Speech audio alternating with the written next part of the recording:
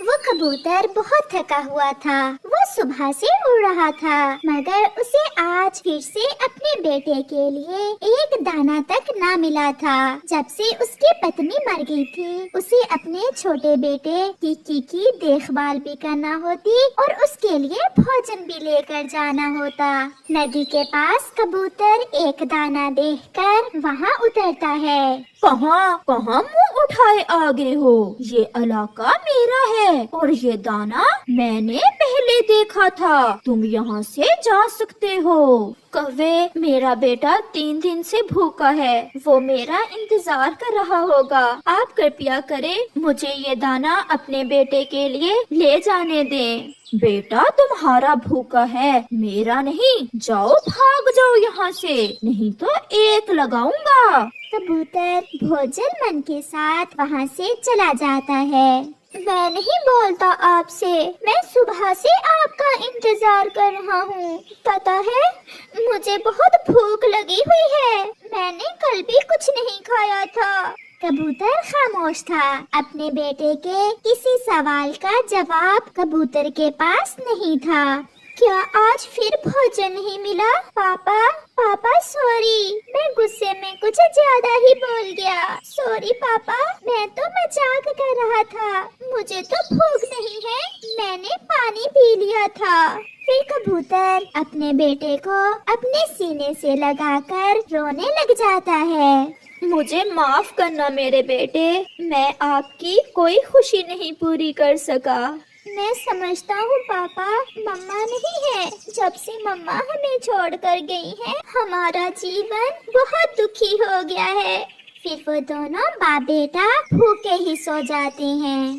फिर दूसरे दिन कबूतर जब बाहर जाने लगता है तो उसके हाथ में एक हार देखकर किकी अपने पापा से कहता है, पापा ये हार तो मम्मा का है, आप इसे कहाँ लेकर जा रहे हैं? किकी बेटा, इस जंगल में भोजन तो मिल नहीं रहा। मैं ये हार दूसरे जंगल बेचकर आपके लिए कुछ खाने को लेकर आता हूँ। मगर पापा, ये हार तो मम्मा की निशानी है। मेरे बेटे, मैं मजबूर हूँ, अब इसके सिवा और कोई उपाय नहीं है मेरे पास। अब मुझे जाने दें, वापिस आकर मुझे आपको नदी पर भी लेकर जाना है। फिर कबूतर अपनी पत्नी का हार लेकर उसे बेचने चला जाता है। वो बहुत परेशान उड़ा जा रहा था। जब वो पहाड़ों के पास से गुजरता है तो किक्कर के सूखे पेड़ पर बैठे हुए 2 उल्लू उसे देखते हैं। यार देखो तो, वो कबूतर कितना कीमती हार लिए जा रहा है, कोई देख भी नहीं रहा। चलो मित्र, हम उस कबूतर से वो हार छीन लेते हैं। मेरी पत्नी तो वो हार देखकर खुश हो जाएगी। फिर वो दोनों जालिम चोर उल्लू कबूतर का पीछा करते हैं और उसे रोक लेते हैं। ये हार सीधे से हमें दोगे या मार खाकर? मैं बहुत परेशान हूँ, मैं ये हार। चुप कर जाओ, मुझे ज्यादा बातें पसंद नहीं। बूढ़े, वो लाठी कहाँ है? मुझे मत मारना, मुझे मत मारना। मेरा बेटा बहुत छोटा है, उसकी मम्मा भी नहीं है। लो, फिर ये हार मुझे दे दो। फिर कबूतर कांपते हुए पंखों के साथ वो हार बड़े उल्लू को दे देता है। जाओ, अब यहाँ से वापस चले जाओ, हमने तो तुम्हें छोड़ दिया है। आगे बड़ी चील बैठी हुई है, वो तुम्हारा कीमा बनाकर तुम्हें खा जाएगी। कबूतर रोता हुआ वापस उड़ जाता है। वो थोड़ी दूर जाकर एक पेड़ पर बैठ जाता है। ऐसा समय मैंने जिंदगी में पहले कभी नहीं देखा।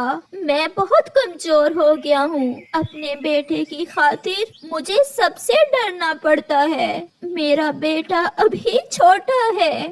एक कच्चा बेर उस पेड़ पर लगा हुआ था, जिसे देखकर कबूतर बहुत खुश हो जाता है। वो तो ऐसे खुश था जैसे उसे कोई बड़ा खजाना मिल गया हो। कबूतर वो कच्चा बेर तोड़ता है और अपने घर वापस उड़ता है। पापा, ये क्या? ये पेड़ तो कच्चा है और आप रो क्यों रहे हैं? फिर कबूतर अपने बेटे को रास्ते की कहानी सुनाता है कि कैसे जालिम उल्लुओं ने उससे वो हार छीन लिया। पापा, जब मैं बड़ा हो गया तो मैं छोड़ूंगा नहीं उन उल्लुओं को। बेटा, ये समय भी गुजर ही जाएगा, बस आप जल्दी से बड़े हो जाओ, फिर मैं और मेरा बेटा मिलकर भोजन के लिए दूर दूर तक चले जाया करेंगे।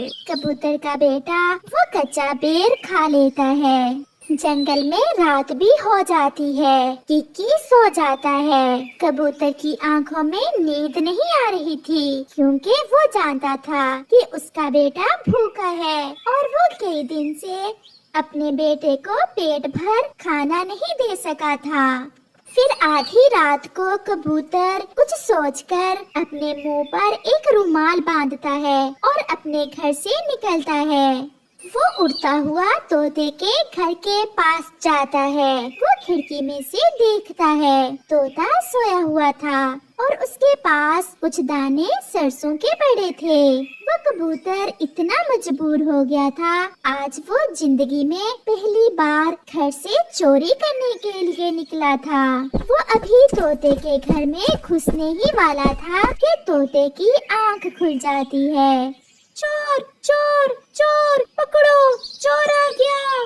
कबूतर भागता है। कबूतर वहाँ से तेजी से भाग जाता है। वो दूर जाकर एक घने पेड़ में छुपकर बैठ जाता है। उसकी सांस फूली हुई थी। मुझे अपने बेटे के लिए कुछ लेकर जाना होगा। मैं अपने बेटे को ऐसे भूख से मरता हुआ नहीं देख सकता। वो फिर से उड़ता है। अब वो चिड़िया के घर के पास जाता है। चिड़िया सोई हुई थी। चिड़िया के घर में तो ढेर सारा भोजन था। कबूतर आहिस्ता से चिड़िया के घर में घुस जाता है। वो एक बाली गेहूं की उठाता है। वो समझता है कि चिड़िया सोई हुई है, मगर चिड़िया उसे देख लेती है। न जाने क्यों चिड़िया खामोश रहती है। वो कबूतर को ऐसा करने से नहीं रोकती। जब कबूतर का ध्यान चिड़िया की आंखों पर जाता है तो कबूतर गेहूं की बाली उठाकर वहाँ से भाग जाता है। बेचारा न जाने आज कितना मजबूर होकर घर से निकला होगा। अफसोस, हम में से किसी ने भी लूसी के मर जाने के बाद इसका हाल भी नहीं पूछा। चिड़िया फिर से सो जाती है। उठो उठो किकी, बेटा सुबह हो गई है। पापा, आज तो बहुत खुश लग रहे हैं आप। आज मैं अपने बेटे के लिए ढेर सारा भोजन लाया हूँ। ये देखो, ये गेहूं की बाली, आप सारी ही खा लो। क्या चोरी की है पापा आपने? ये सुनकर कबूतर का रंग उड़ जाता है।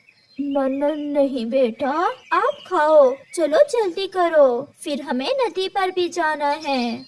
रात को ये दाने हमारे घर में नहीं थे। ऐसा कहते हुए किकी वो दाने खाना शुरू करता है। कबूतर जान गया था कि उसके बेटे को पता चल गया है कि आज उसके पापा ने चोरी की है।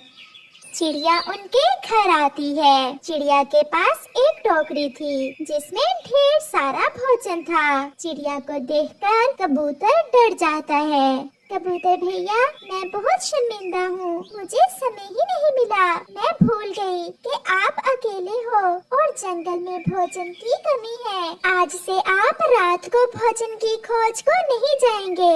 ये भोजन आप रख लें। ये सुनकर कबूतर रोने लग जाता है।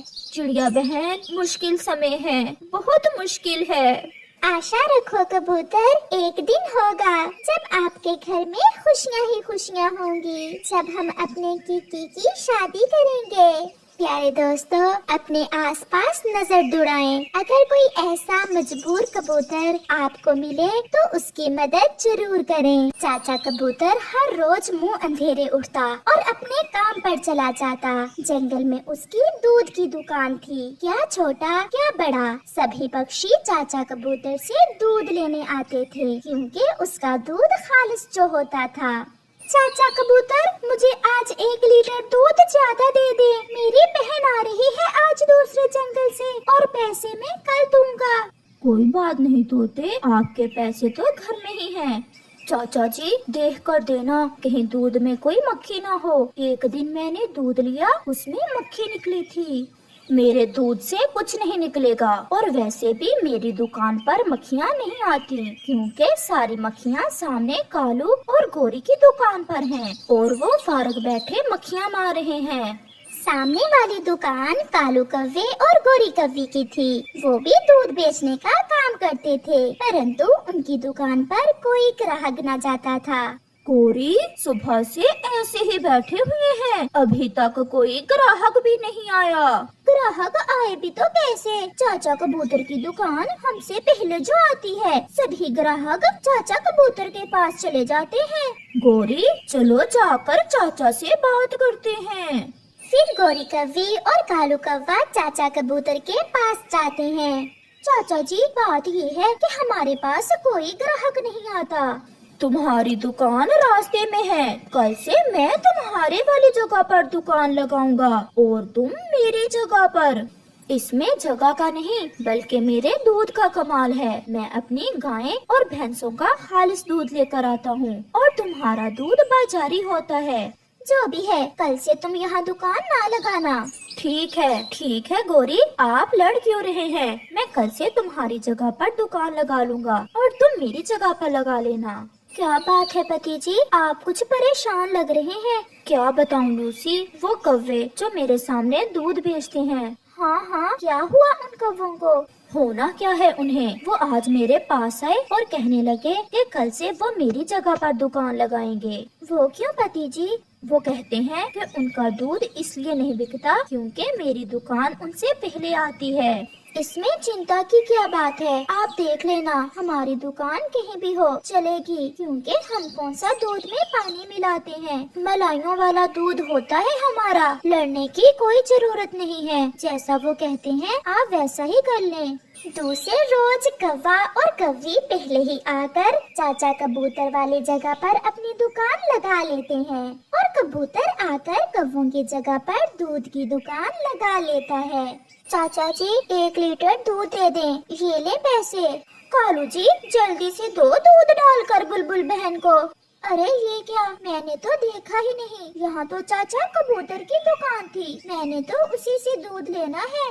फिर बुलबुल की नजर कबूतर की दुकान पर जाती है और बुलबुल वहाँ से बिना दूध लिए ही चाचा कबूतर के पास चली जाती है। मोटो को हमारे दूध में ना जाने क्या नजर आया है, भाग गई अपने चाचा जी के पास। फिर देखते ही देखते कबूतर की दुकान पर फिर से भीड़ लग जाती है और कव्वे फिर से ऐसे ही बैठे रहते हैं। गोरी, दुकान बदलने से भी काम नहीं चला, अब तो कुछ ना कुछ करना होगा मुझे इस चाचा कबूतर का। तुम चिंता ना करो, मैंने इसका उपाय ढूंढ लिया है। कल देखेंगे कैसे दूध बिकता है इस चाचा कबूतर का। अपनी योजना के अनुसार गोरी और कालू रात को चाचा कबूतर के बाड़े में जाते हैं और चाचा कबूतर के दूध वाले बर्तन में एक मरा हुआ चूहा डाल देते हैं और चुपके से वहाँ से भाग जाते हैं। कबूतर क्या जानता था कि उसके बर्तन में कव्वों ने चूहा डाल रखा है। वो ऐसे ही अपने बर्तन में दूध डालता है और अपनी दुकान पर चला जाता है। अब पता चलेगा चाचा तुम्हें, जब तुम्हारे दूध से मरा हुआ चूहा निकलेगा तो फिर कोई भी पक्षी तुमसे दूध नहीं लेगा। चाचा कबूतर, मुझे 2 लीटर दूध दे दें। फिर चाचा कबूतर जैसे ही चील के बर्तन में दूध डालता है, दूध से तो मरा हुआ चूहा निकलता है। अरे अरे, ये क्या चाचा जी, तुम कितने गंदे हो, तुम्हारे दूध में तो मरा हुआ चूहा है। मेरे दूध में ये मरा हुआ चूहा कैसे आया? गंदे कबूतर, हमसे क्या पूछ रहे हो? शोर सुनकर कव्वा और कव्वी भी वहाँ आ जाते हैं। ये क्या चील दी, कबूतर ने दूध में मरे हुए चूहे डाल रखे हैं। मैं अभी जल्दी से टीवी वालों को बुलाता हूँ, ये बात पूरे जंगल में पता चलनी चाहिए। रिपोर्टर चिड़िया को बुला लिया जाता है। कबूतर की बात कोई भी नहीं सुनता। दूध में चूहे की वीडियो बनाई जाती है और टीवी पर चलाई जाती है। तमाम जंगल के पक्षियों के लिए अहम खबर है, कोई भी पक्षी चाचा कबूतर से दूध ना ले। ये देखें, आज चाचा कबूतर के दूध से मरा हुआ चूहा निकला है। ऐसा कैसे हो सकता है? चाचा जी का दूध तो साफ होता है। ये जरूर कौवों की कोई चाल होगी। मुझे पूरा विश्वास है, ये सब जरूर उन कौवों की कोई चाल है। उन्होंने ही हमारे दूध में चूहा डाला होगा। दूसरे रोज सभी ग्राहक कौवे से पानी वाला दूध लेते हैं और चाचा कबूतर के पास कोई भी ग्राहक नहीं आता। खबर टीवी पर जो चल गई थी कि चाचा जी के दूध से मरा हुआ चूहा निकला है। कौवे आज बहुत खुश थे। कालू जी, अगर ऐसे ही हमारी दुकान चलती रही तो मैं कुछ ही दिनों में सोने के गहने ले लूंगी। कल मैं दूध में पानी थोड़ा ज्यादा डालूंगी। अब चाचा कबूतर से तो कोई दूध लेगा नहीं और सब पक्षी हमारा पानी वाला दूध ही लेंगे। कबूतर अपने घर जाते हुए रास्ते में एक जगह बैठकर रोने लग जाता है। मैंने हमेशा ईमानदारी से काम किया, फिर मेरे साथ ऐसा क्यों हुआ? अब अगर मेरा दूध न बिका तो मैं अपनी भैंसों के लिए चारा कहां से लाऊंगा? रिपोर्टर चिड़िया भी वहाँ आ जाती है। कबूतर भैया, आप क्यों रो रहे हैं? चिड़िया, न आपने मेरा विश्वास किया और न ही किसी दूसरे पक्षी ने। मेरे दूध में चूहा किसी ने डाला था और वो कौवे ही हो सकते हैं, क्योंकि वो मेरी दुकान से बहुत जलते हैं। अगर ऐसा है तो मुझे उन कौवों की जासूसी करना होगी। रात को चिड़िया कौवों के घर के पास छुप जाती है। 1-2 दिन बाद हम फिर से चाचा कबूतर के दूध में मरा हुआ चूहा डाल देंगे। ऐसे कोई भी ग्राहक चाचा के पास नहीं जाएगा। नहीं नहीं, इस बार मेंढक डालेंगे, मेंढक। फिर वो दोनों खूब हंसते हैं। आज तो मैंने अपने दूध में केमिकल भी मिला लिया है, जितना भी पानी डालेंगे पता ही नहीं चलेगा। कौवा और कौवी ये नहीं जानते थे चिड़िया उनकी वीडियो बना रही है। दूसरे रोज चिड़िया कौवे और कौवी की दुकान के पास जाकर एक बड़ी स्क्रीन पर वो वीडियो चला देती है। चिड़िया बहन, ये सब आपने कैसे किया? मेरा काम सच जानना है और मैं अपना काम करना जानती हूँ। तो ये मक्कार कौवों की चाल थी। उस दिन के बाद सब पक्षी फिर से चाचा कबूतर से दूध लेना शुरू कर देते हैं। कौवा और कौवी तो वो जंगल ही छोड़कर दूसरे जंगल चले जाते हैं।